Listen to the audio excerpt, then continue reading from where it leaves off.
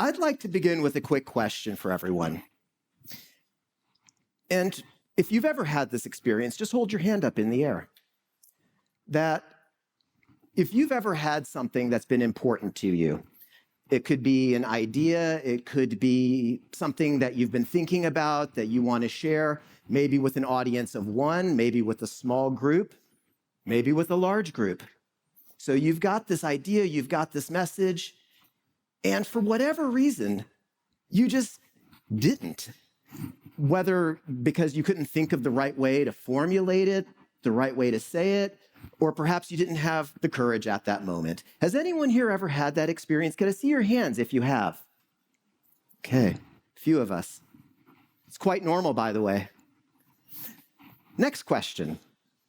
That you have a message and you did try to share it. You presented it and the listener just rejected it. They weren't interested. Maybe they didn't even listen or they didn't understand despite you giving it your best shot. Has that ever happened to you? Could I see your hands? Okay.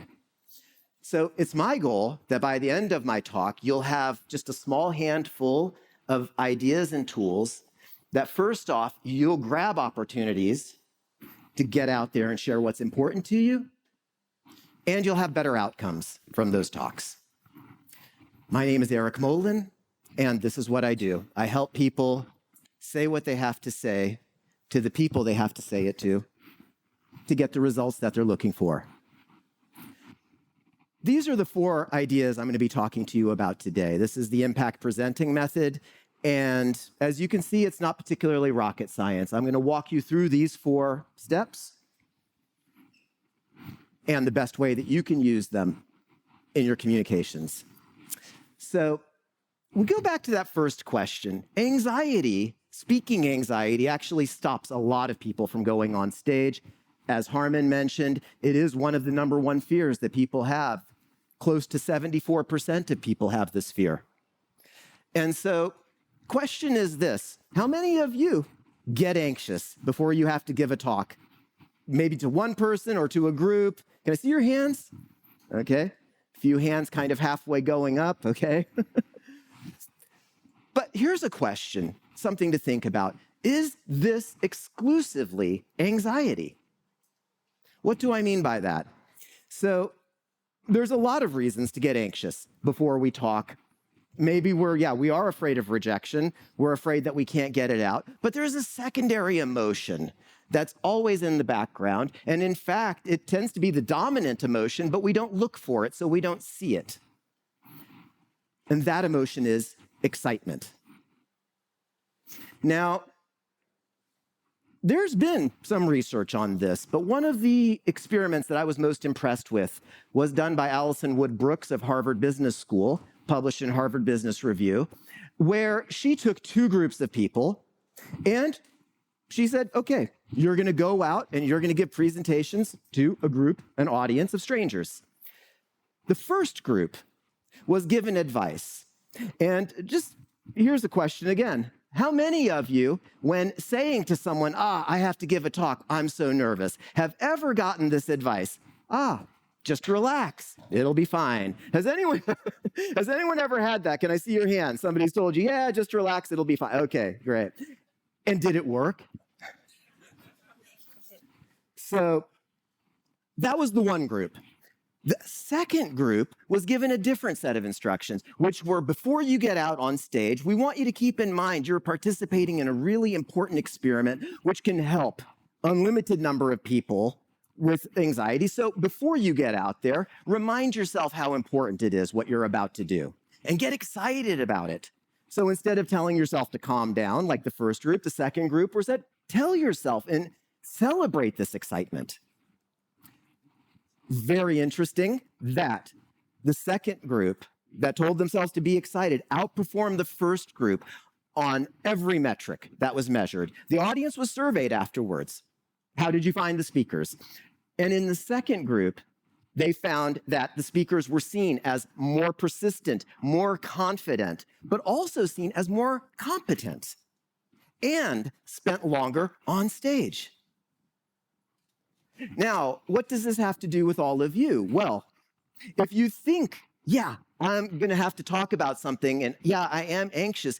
Do yourself a huge favor, please, take this away from my talk, to also remind yourself what is the upside of a successful presentation. Some of you may have to present your schoolwork to your professor or to a class or to an examining board. And if you're successful, you'll graduate and get out of here. Some of you may have research that you're passionate about, that you know can change lives. And if you're successful in your presentation, you'll get the funding necessary to realize that. Or it could just simply be presenting yourself at a job interview. And if you do well, you'll get hired.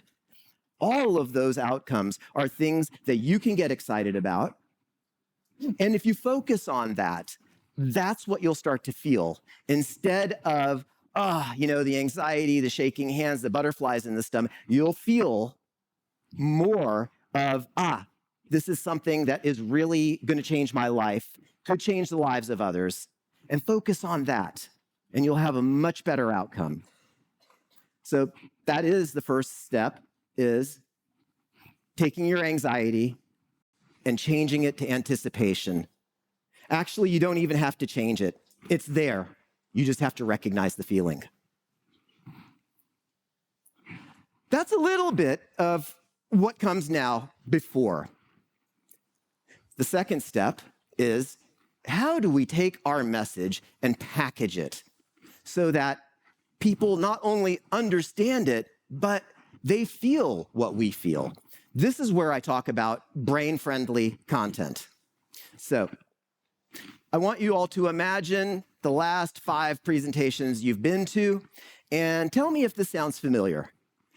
You walk in, you grab a seat, the presenter gets on stage, good morning, everyone, click, and here we have 300, 400 words maybe on a slide, and the speaker turns around and proceeds to read it to you. Has that ever happened to you? Can I see your hands if you've had that experience? Okay. And do we enjoy that as an audience? And forget about enjoyment. Is that even effective? So here I am in Germany. We have a large international audience. I'm willing to bet that a lot of you enjoy movies with subtitles. When you watch a movie with subtitles, what are you doing? Are you reading the subtitles, or are you enjoying the movie?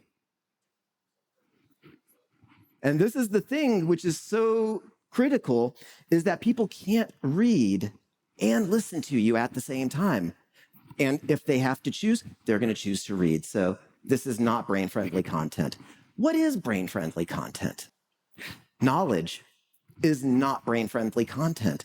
Knowledge, in fact, is not even the most important thing. Because if you think about it, right now, ChatGPT, a few queries, okay, a prompt, this is what I need, and you have all the knowledge in the world at your fingertips within seconds. So anybody can do this. That's not what brings value to your audience and makes them want to listen. But your experience with that subject, this is what people want to hear. They want to know, why is this important to you? So when you're creating your message, again, for whatever audience it is, make sure to tell them how it was that you ended up there in front of them. What do I mean? If you're pitching for research, for example, at what stage did you realize that this was a huge problem that needed solving? What challenges did you face? See, when we share our experience with a listener, we start to harmonize. We start to produce hormones in our brain which make us want to solve whatever problem is being shared with us. And so whenever possible, include that personal story. And I see a lot of you in the audience, you might be thinking, yeah, I'm young, I don't have a lot of experiences to share. That absolutely doesn't matter. You can share somebody else's experience. You can share the experience of a friend, a family member, your father, your mother, an uncle, and how that inspired you. And just including that will make absolutely a huge impact on your listener. That's what it means to have brain-friendly content. So whenever you're doing this, if you do that, you will have better outcomes. The second benefit of including an experience is it also reduces your own anxiety, because instead of having to remember a long list of bullet points, you just have to remember the experience, and you will. because there's nothing special there to remember. I mean, it's in your memory. It's there. So that's a little bit about how to approach it. That's a little bit about packaging. The third step is dare to be enthusiastic. How many of you have had such an experience with a presenter? Good morning, everybody. My name is Eric Molin. I'm here today to talk to you about something that's really important. I'm excited. You can see how excited I am. Have we had that experience too? Can I see the hands? The thing is, if it's not important to you, it won't be important to your audience. If you're not passionate about it, your audience, the listener, won't be passionate either. And while, yes, storytelling matters, if you think about it this way, in step 2, this is like wrapping a present for someone that you care about. You know, you're taking this message, you're putting it in the box, you're wrapping it, you're delivering, but the delivery is important. You don't just say, hey, here's your present, and just throw it at them. Instead, you want to make sure that they fully experience what you experience. And the best way to do that is, whenever possible, get out of your chair and stand up when you're talking. If you're at home office, virtual, Zoom, you can do that there as well. And I've seen huge improvements from people. Instead of sitting in a little corner of their kitchen, trying to be enthusiastic, to get up and move around, but also use your hands when you're speaking. And then now there's a fourth piece of research here that Vanessa Van Edwards, she's a researcher in the US with the company Science of People. They do behavioral research. And she wanted to know what makes certain TED Talks go viral and why others just flop. And what she found were that TED Talks where the speakers used their hands more were rated higher than those where they didn't. In fact, the highest rated talks, the speaker used their hands almost 650 times in an 18-minute period. The lowest rated talks, 250 times. So almost a third less. So get out there if you're going to do that and let your hands help you get across your message. This is what people will see and feel much more than the content of your language. That's the third step. And the fourth step, finally, is feedback. So very early on in my career, I got experience with being videoed. And I learned a tremendous amount about myself because, yeah, we as speakers don't have the most accurate idea of how we come across to the audience. But when you see yourself on video, you do. So my advice to all of you is, whenever you have an important presentation, ask somebody, hey, can you shoot video of me? Now, I know none of us are going to want to watch that video. I didn't want to watch mine. But in my case, for example, I'm neurodivergent. I was diagnosed with Asperger's on the autism spectrum, and people who are diagnosed as such have issues in communication. And what I saw in my video was that there were gestures, there were things I was doing that were weakening my message, that people could see as a distraction from the important things I was trying to tell them. And through recognizing and seeing that, I was able to stop doing them.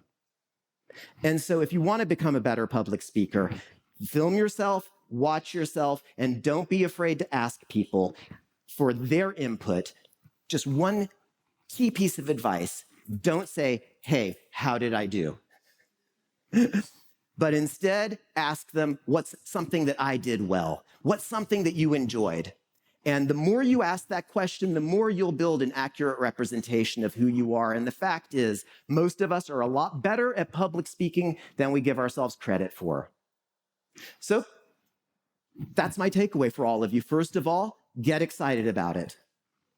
Second of all, include the personal experience of how you got there in front of them.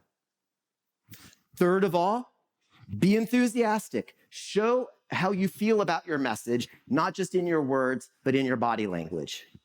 And finally, look for something that you can improve and look for something that you're doing well every time. And if all of you follow that advice, the impact you can make will be truly unlimited. Thank you.